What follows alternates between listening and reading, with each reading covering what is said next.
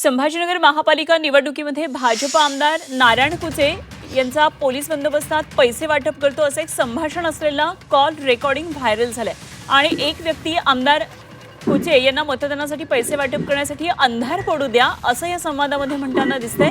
तर नारायण कुचे हे गोरगरीब लोकांचं भलं होऊ दे असा या रेकॉर्डिंगमध्ये त्याला सांगताना दिसतात। तर थोडं थांबा, पोलिसांची एक गाडी मागवलेली आहे आणि पोलीस बंदोबस्तामध्ये पैसे वाटतो असं या व्यक्तीला ही व्यक्ती उत्तर देते आहे। तर अशा प्रकारे हा एक अत्यंत धक्कादायक संवाद निवडणुकीच्या दरम्यानचा व्हायरल झालेला आहे। नारायण कुचेंनी अर्थातच अशा प्रकारे कुठलाही संवाद झालेला नाही असा दावा केलेला हा आवाजही माझा नाही आणि ही ऑडिओ क्लिप सुद्धा मोडतोड करून तयार केली असल्याचा त्यांचा दावा आहे। तर ही ऑडिओ क्लिप काय आहे ते आधी पण ऐकूया।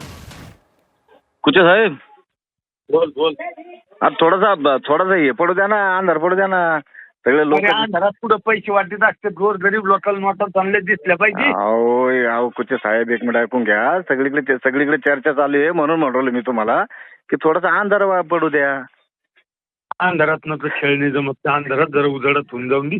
अरे उजेडात नका करू। तुम्ही आडीला पलीकडून चालू आहे। नाही आडीलं नाही तुम्हाला कोण। हॅलो, हे तुमचं गैरसमज आहे। तुम्हाला आडीलं नाही कोण।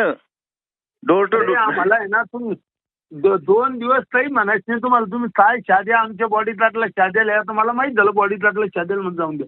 कोण?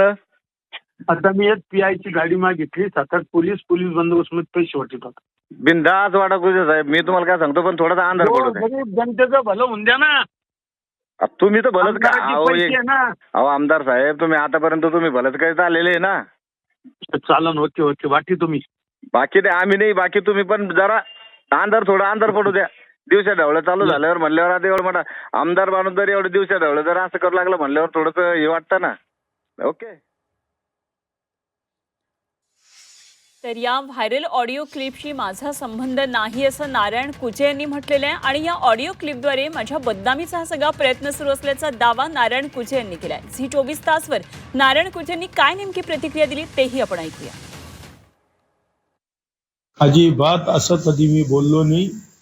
ती ऑडिओ क्लिप मोडतोड करून समिती तयार केलेली आहे, त्याच्यामुळे त्या ऑडिओ क्लिपचा माझा काही एक संबंध नाही। आणि विरोधी पक्षाचे प्रभाव जिव्हाळी लागल्यामुळे मला बदनाम करण्याचा प्रयत्न करू लागले।